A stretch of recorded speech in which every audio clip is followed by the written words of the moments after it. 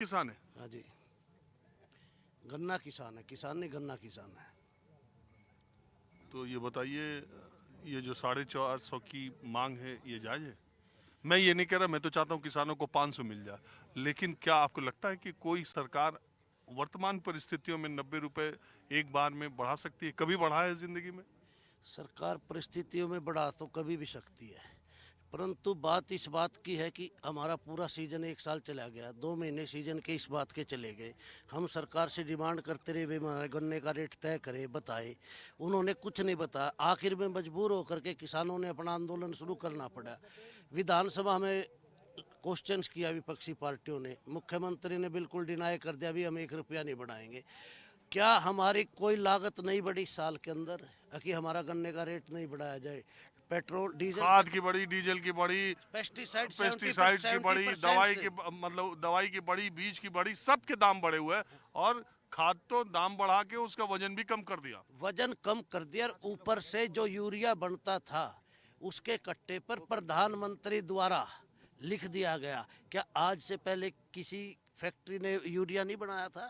वो सारा इस देश के प्रधानमंत्री ने बनाया था, जो सिर्फ इवेंट मैनेजमेंट करता है। खाद बेचने का भी इवेंट मैनेजमेंट कर लिया इसने। इन लोगों ने, ये लोग यहाँ कोई आंदोलन लड़ने के लिए पैदा नहीं हुए हैं अपने घर से। सवेरे आते हैं और ये तो पहले खेत की लड़ाई लड़ते हैं, पेट की लड़ते हैं, अब रेट की लड़ते हैं। क्या इसी लड़ाई में इनकी ज़िंदगी निकल जाएगी क्या? ये सरकारें जो होती है वो जनहित के लिए होती है। हम ये नहीं कहते कोई बीजेपी की हो, कांग्रेस की हो, किसी भी सरकार हो। जो लोगों के द्वारा बनाई जाती है वो लोगों के काम करने के लिए बनाई जाती है, या उनके ऊपर तानाशाही करने के लिए बनाई जाती है। ये तानाशाही लेकिन वो क्या कहते, वो ये कहते हैं कि किसानों का किसान सम्मान निधि के नाम पे जो 6,000 रुपए साल का देते हैं, पूरे देश के किसानों को देते हैं। इससे पहले किसी ने दिया? गांव गांव सम्मान निधि नहीं है, वो हमारी अपमान निधि है। हमारे को आपको ना, स्वामीनाथन अरे आयोग भाई की आ, रिपोर्ट आ, है आ, वो। आपको ना, आप सफल और संपन्न किसान हैं। इस देश के बहुत किसानों को उसी 2,000 का इंतजार रहता है। सफल और संपन्न किसान जो है, हम सरकार द्वारा नहीं बनाए गए, हम अपनी मेहनत से बने हैं। हम खेत का सीना पाड़ करके अपने फसल उगाते हैं। हम रात को जो किसान यहाँ गन्ना लेकर के आता है, मजदूर भी, व्यापारी भी, राजनीतिज्ञ भी, हर आदमी रात को अपने घर में सोता है। वो -2 डिग्री सेंटीग्रेड के अंदर यहाँ इस ट्रैक्टर लेके इस मिल में खड़ा रहता है। उनसे बने हैं हम अमीर है। कोई उनकी नीतियों से अमीर बने हैं क्या? हम अपनी मेहनत से अमीर बने हैं। क्या दिया उन्होंने? सम्मान निधि के नाम पर अगर वो राजनीति करते रहे, उससे किसान का विकास नहीं हुआ है। और आप बताएं, आपसे तो लग रहा है कहीं मेरी मुलाकात है। कई बार हो रही है आपसे मुलाकात। पहले तो आपका चैनल का हम धन्यवाद करते हैं। आपके सभी दर्शकों को नमस्कार।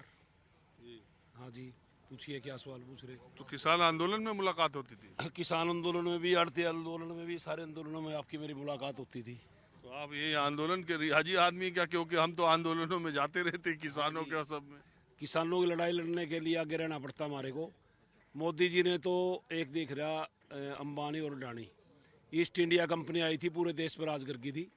उनकी सोच तो एक ही है। देखो एक बात बताओ, आप जो मोदी जी के विरोध में बोल रहे हो, आपने जो कृषि कानून का विरोध करके 13 महीने आप सरकार वहां पर डटे रहे बॉर्डर पर, जिस इलाके के किसान वहां बॉर्डर पे थे, चुनाव हुआ तो उस इलाके में कमल का फूल ही लहराया और विरोध आपका एक तरफ रह गया। किस इलाके तो के थे किसान वहाँ?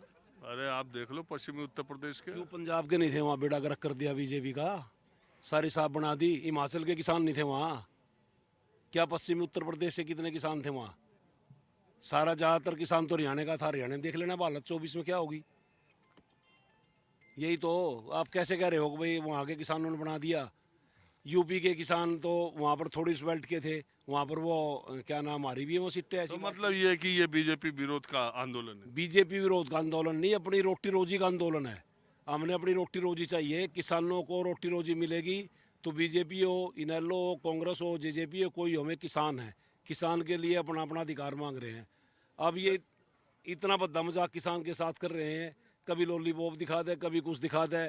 डीजल का रेट बढ़ा देना देख रहे हैं, यूरिया का रेट बढ़ा देना देख रहे, डीएपी का रेट बढ़ाते हुए देख रहे। हमारी लेबर का इतना रेट बदला, कहाँ से गुजारा होगा? महंगाई भत्ता कितने % बद गया, अपनी रोज ये बढ़ा लेते हैं वहाँ पर बैठ कर ना। आज MLA का भत्ता इतना बढ़ गया, MP का भत्ता इतना बढ़ गया, और इधर रेट बढ़ाने देना इनको जोर पड़ता है। जो किसान भूखा मरने का गार पाया गया। कर्या क्या इन्होंने? सारी रेल बेच दी, एयरपोर्ट बेच दिए, BSNL बेच दी, जो इन्होंने फसला बेचने के ऊपर लगे हुए हैं। पूरा देश तो बेचा खा लिया, और क्या कसर रही? किसान को और बेचना रहा है, इसको और बेच दो। ईस्ट इंडिया का कंपनी लेगी थी, जैसे राजगर की थी, ऐसे ये अंबानी और अडानी राज कर जाएगी। कभी आपने अरे आपका विरोध में समझ रहा हूँ, हाँ? आपका विरोध में समझ रहा हूँ, लेकिन 2024 में मोदी जी आएंगे कि नहीं? ऐसे काम करेंगे तो करता होंगे, ऐसे ऐसे काम करोगे तो मोदी नहीं अंदाज है। चाहे मोदी आ जाए, अगर हमारे का खिलाफ इसी तरह वो करते रहेंगे तो हम अपनी लड़ाई लड़ते रहेंगे। मोदी आए चाहे कोई आए, हमने किसी से कोई डर नहीं। हमारा डर सिर्फ इस बात का है, किसान के खिलाफ जो नीतियाँ वो बढ़ाएंगे, अगर वो हमारे पक्ष की नीतियाँ नहीं होंगी, हमारे उत्थान की नीतियाँ नहीं होंगी, कोई सरकार आए हम उसका विरोध करते रहेंगे। और किसानों का आप कहते हैं 6 साल हुए, 38 करोड़ रुपया इकबालपुर मिल में ने मार रखा है हरियाणा के किसानों का। जब यहाँ मिल छोटे थे, हमें मजबूरीवश अपना गन्ना वहाँ गिरना पड़ता था। आज तक उसका 1 रुपया नहीं बढ़ाया। क्या कोई कंपनी या कोई बैंक या कोई होता अपना पैसा छोड़ देता? क्या हम आदमी नहीं है कि हमारा पैसा सरकार दिलवाए? तो इस देश के किसान जब भी आंदोलन या अपनी मांग को लेकर के कहीं बैठते हैं, तो हमारी कोशिश होती है कि माहौल क्या है के जरिए किसानों की आवाज़ सिस्टम तक पहुंचाई जाए, उनकी मांग। और ये भी कोशिश रहती है कि कितनी जायज़ और नाजायज मांगों के बीच में, और क्या यह आंदोलन राजनीतिक विरोध और इसमें सियासत भी छुपी है क्या?